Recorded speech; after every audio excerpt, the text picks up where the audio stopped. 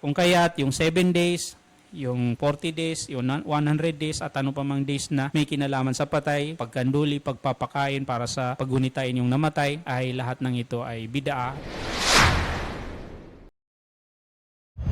Ang mga Muslim, mga kababayan natin, mga kapatid natin, ang inaakala nila na ito ay kalalapit nila sa Allah. Ito ay para doon sa kanilang mahal sa buhay na pumanaw at nagpapakain sila para magkaroon ng reward sa Allah SWT. Anumang bagay na gagawin natin, man amila amalan, laysa alayhi amruna fahuwa rad.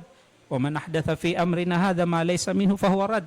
Sino man nang gagawa ng mga gawain na wala sa katuruan ng Islam, wala sa hanay ng mga aral ni Propeta SAW, ng mga sahaba, fahuwa rad. No? Hindi tatanggapin sa kanya at ito ay may tuturing na bid'ah. Kung kaya't yung 7 days, yung 40 days, yung 100 days at ano pa mang days na may kinalaman sa patay, pagkanduli, pagpapakain para sa paghunitain yung namatay, ay lahat ng ito ay bid'a, lahat ng ito ay kasalanan na kung saan ay marapat na iwasan ng mga Muslim at hindi ito makakatulong doon sa patay. Ang makakatulong sa kamag-anak mong namatay yung dua mo, yung sinseridad na pagdudua sa Allah SWT para sa yung mahal sa buhay. Ito ay darating sa kanya. Wallahu a'lam.